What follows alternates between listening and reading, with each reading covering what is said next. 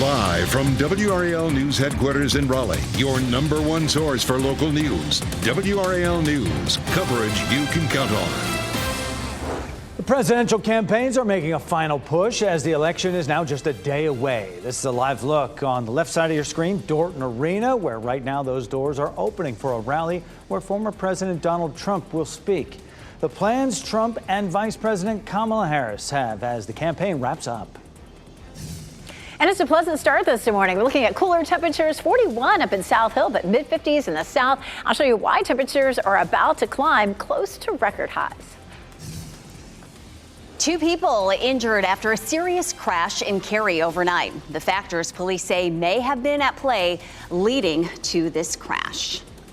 A lot to tell you about here on this Monday morning as we wake up to look at a beautiful sunrise here at 6 o'clock. Thank you, Standard Time, if there's one benefit of that.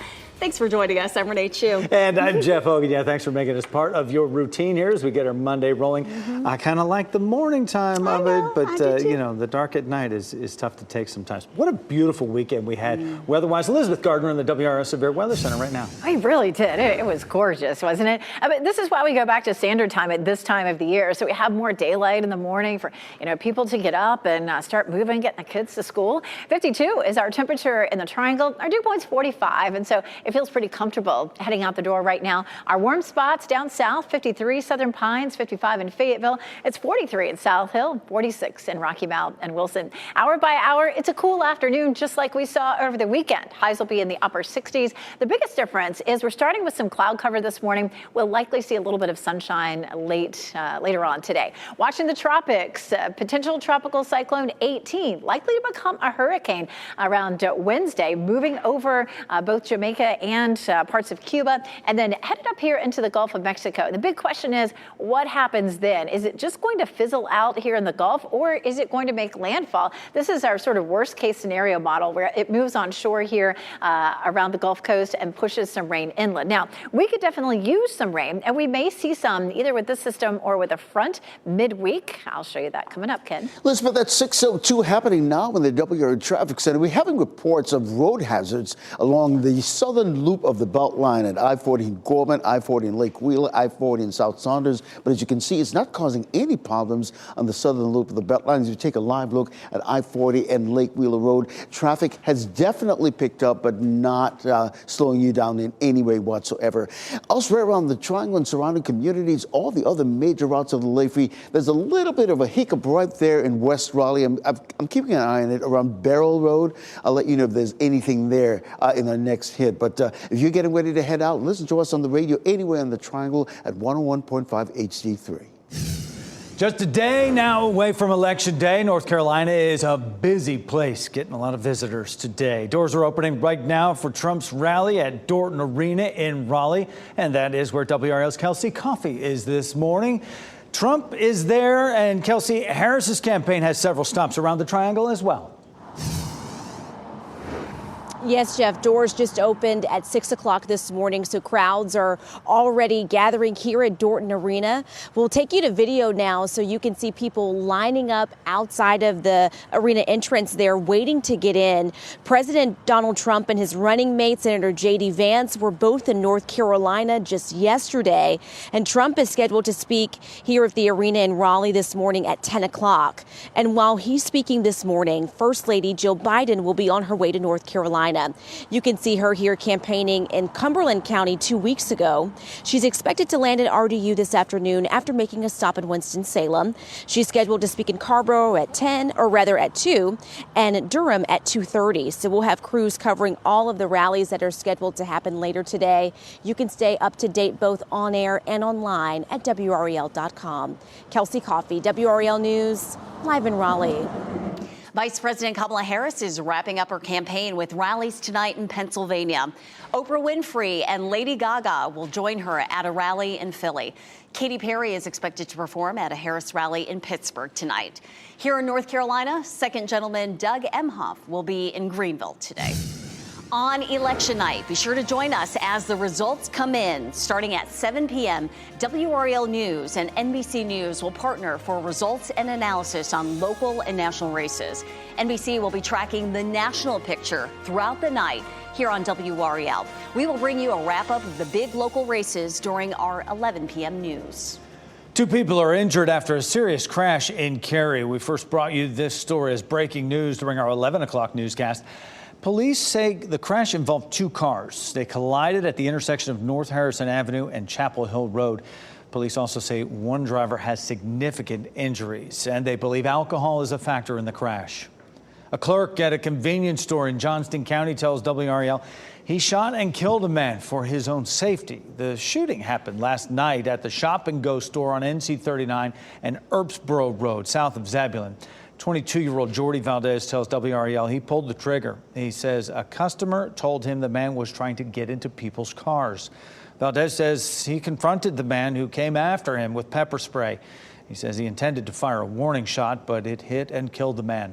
Deputies on the scene didn't confirm the reason behind the shooting. We're working to learn whether any charges will be filed.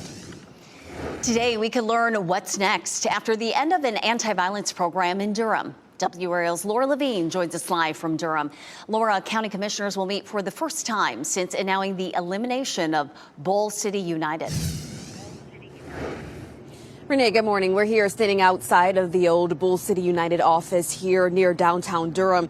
Now, Durham leaders are trying to figure out the next steps in executing an effective program for crime prevention while also reflecting on some of the lessons learned from this experience. Now, Bull City United, the anti-violence program, has been under investigation for some time after several employees were arrested while on staff. The program received millions of dollars in taxpayer funding since it began back in 2016. Its mission was to reduce violence by hiring people with criminal histories who could convince others not to get involved in crimes themselves. Mayor Pro Tem Mark Anthony Middleton, he tells us that he's concerned and that both city and county leaders must come together to determine how to move forward in the short term since they have lost shot spotters and now this in the past year. I don't want folk to confuse what's happening in Durham with the efficacy or viability of the model, which is a successful model. I'm hoping that maybe in the future we can take a look and maybe we need to do better vetting in terms of hiring, look at some managerial models. But I was saddened to hear about it. The Board of County Commissioners will meet for the first time since eliminating the program effective immediately on Friday. The work session begins at 9 a.m. Laura Levine, WRAL News, live in Durham.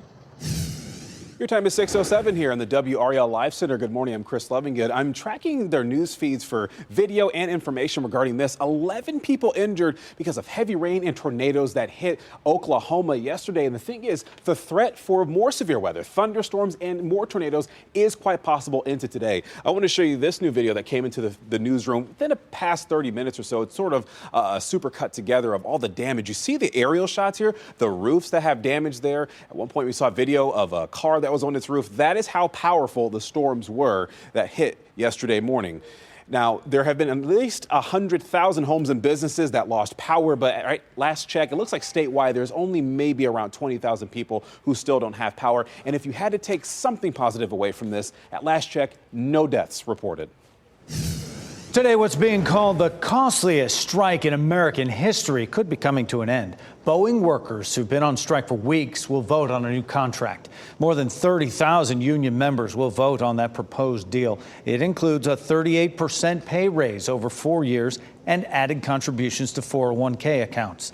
It leaves out a plan to restore Boeing's old pension plan, which was also omitted in the company's last rejected proposal. Experts say the 7-week strike has cost Boeing more than $11 billion.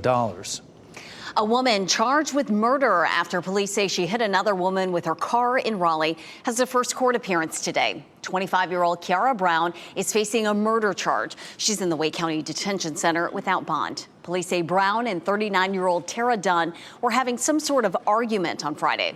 Investigators say it ended with Brown using her car to hit Dunn. Dunn died from her injuries at the hospital. Raleigh police are looking for the person responsible for shooting a woman and a boy. This happened last night on Big Bass Drive off North Rogers Lane. Video from the WRAL Breaking News Tracker shows several police cars in that neighborhood, which is part of the street you see there that's taped off. Now, police say no one is in custody at this time out of all this, but they do not believe there's any threat to the public right now.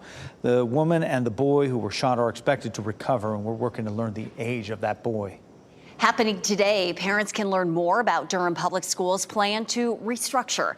This is focused on the district's Growing Together plan. Leaders say the main goals are equity, access, diversity, and managing growth.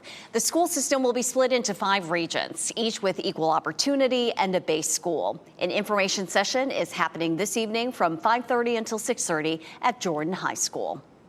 It is 6:10. A family's dream of owning their own thrift store was gone in minutes. We do all this for our kids. We do this to help people out. That is just our livelihood. How they are working to start over after a fire at the storage facility destroyed their inventory. And Hollywood has lost a legend. Quincy Jones has died. We'll look back on his achievements and what he had to say about working with musical icons. And it is Monday. Elizabeth has your back to school forecast. A little cloudy out there this morning. I'll explain why that is. Temperatures are feeling pretty comfortable, not too chilly, mid-40s to low 50s as kids are headed out to school. And temperatures this afternoon will be in the upper 60s. I'll show you why we could be closer to record highs later this week. As you get into your car, tune to WRAL News Plus on your radio. In Raleigh on 99.3 FM. In Durham, 96.5 FM. And everywhere on 101.5 HD3.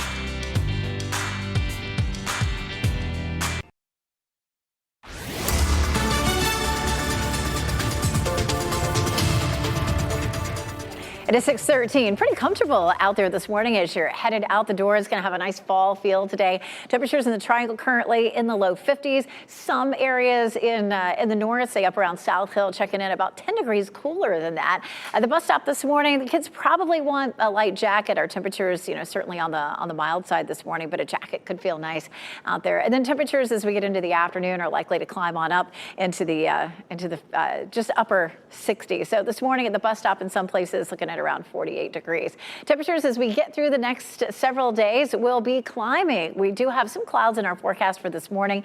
I'll see partly cloudy skies this afternoon, but a wind shift brings us much warmer temperatures. That 80 Wednesday is close to a record high, Ken. Elizabeth, weather and traffic every 10 minutes. We are monitoring a couple of road hazards being reported along the southern loop of the Beltline this morning around Lake Wheeler Road and on Gorman Street. Neither is causing any problems for your commute this morning. All the major routes are really delay-free as we're taking a look at it. We just got reports of a crash up in northern Durham at North Roxborough Street. I'll keep an eye on that and have an update in about 10 minutes, Renee. Sounds good. We'll see you then, Ken. A family of 9 is trying to figure out how to start over after a fire at a Raleigh storage facility destroyed their entire livelihood. The fire at the storage facility on Pool Road destroyed the inventory of their resale business. Jared and Ariana Steele buy items at auction and resell them at local flea markets. It's been their business for the last decade to support their 7 children. They say before the fire, they were close to reaching their dream of opening a thrift store of their own. We're trying to figure it out where to start. Again, it's like we have to turn around and see our kids and, keep going in our goal because this is not going to stop us. The Steeles say the fire destroyed about $10,000 worth of their inventory. Hollywood has lost a musical and entertainment icon. We learned overnight Quincy Jones passed away. WRAL's Michelle McConaughey is here with his life and legacy he leaves behind, Michelle. Yeah, Jeff, in a prolific career that spanned more than 70 years, Jones established himself as a behind-the-scenes force and a gifted artist in his own right. Jones was the man behind some of music's most memorable hits. He worked with music greats like Ray Charles, Frank Sinatra, and Michael Jackson. Jones produced Jackson's iconic Thriller album. He also produced albums for Aretha Franklin and George Benson. Jones was one of the most Grammy-nominated artists of all time. He produced his first film, The Color Purple, in 1985. The drama earned 11 Oscar nominations, including Best Picture. He shared some words of wisdom years ago. I worked with every major artist in the world in the last 60 years. So it's a blessing, man. It is. You have to take the light part of your life, wipe out the darkness. And his publicist says he died peacefully, surrounded by family in his Bel Air, California home. In a statement, his family says, although this is an incredible loss for our family, we celebrate the great life that he lived and know there will never be another like him. He is truly one of a kind, and we will miss him dearly. Jones was 91 years old. The Coast Guard has suspended the search for 4 missing people after a boat capsized in California. 3 adults and 3 kids were on the boat when it overturned Saturday north of San Francisco. Rescue crews searched an area covering more than 2,100 square miles. One of the boaters was found dead. An 11-year-old boy was found alive after he floated to shore on a cooler. An official leading the search says the probability of finding the other 4 alive is unlikely. Philadelphia Eagles fans had a surprise guest during yesterday's tailgate. Robert De Niro crashed the party ahead of the team's game. The NFL posted some pictures of the surprise visit showing the actor standing amongst the fans there. De Niro was campaigning for Vice President Kamala Harris at the game. There was a record turnout here locally in Raleigh for the City of Oaks Marathon. More than 7,600 runners registered and participated yesterday. The event had 4 different race distances: the full marathon, the half marathon, 10K and 5K, something for everyone. I was there serving as MC, and WRAL is a proud community partner of the City of Oaks Marathon. We had beautiful weather for it, beautiful turnout, great participation, just the excitement. Renee, can you imagine all the smiles after you run 26 miles? Like, are these people crazy?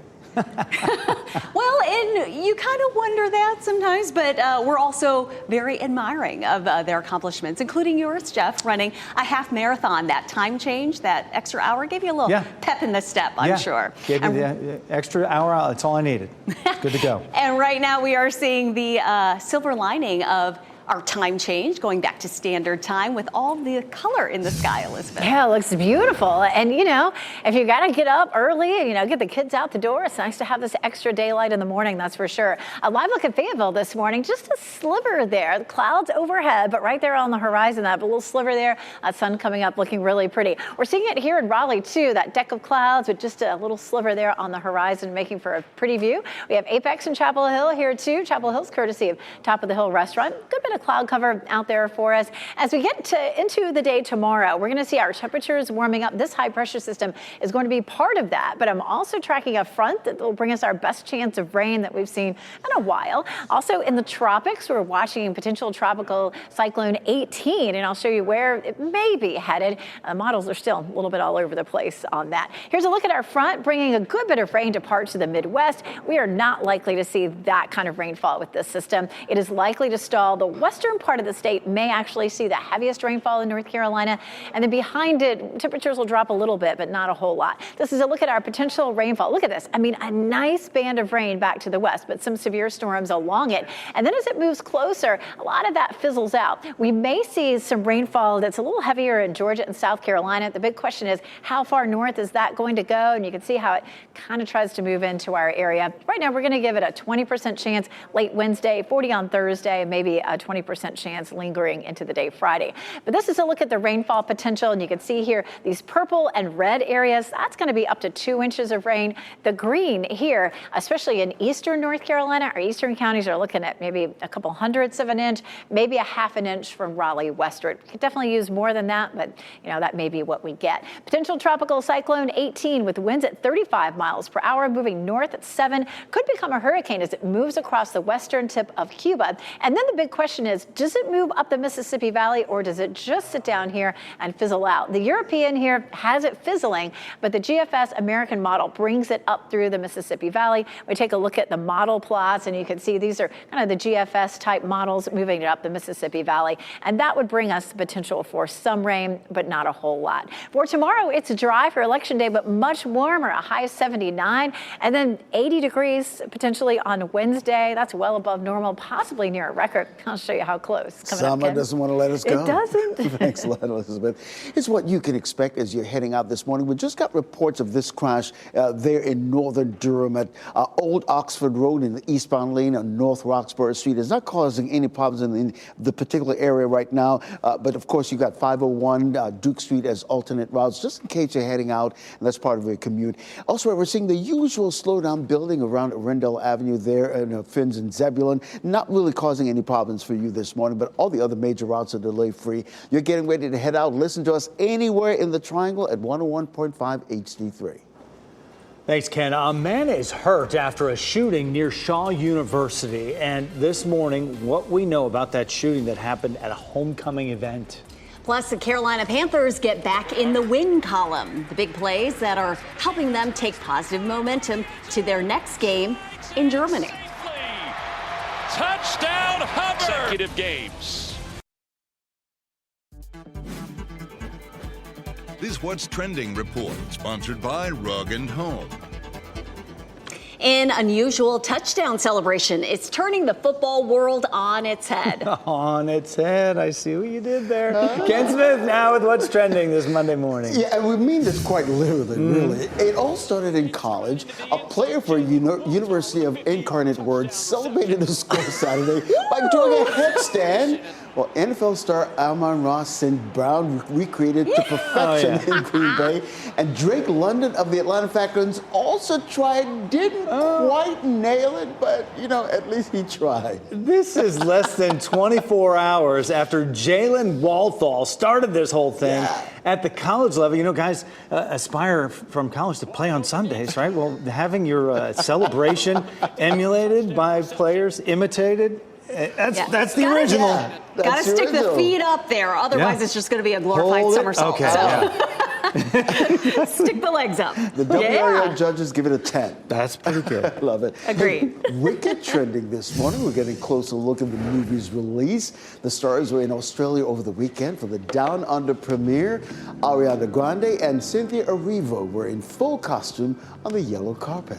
Well, with their own takes on it. But yeah, Ariana paying tribute to the original Glinda costume from the 1939 movie, and Cynthia Erivo in that black sheath. But Wicked comes out November 22nd, the Friday before Thanksgiving. We'll be following that yellow road. Oh, yeah. Former President Donald Trump is making a final push for support today in North Carolina. You're looking live at Dorton Arena, where Trump will be speaking in just a few hours. And Vice President Kamala Harris is focusing on Pennsylvania on the final day of the campaign. The big stars that'll join her on stage in Pittsburgh and Philadelphia. And the 6 o'clock hour has a much different feel this morning than it did last week. Of course, sunrise is an hour earlier now, and there are a few clouds out there. I'll show you when the clouds move on out of here coming up.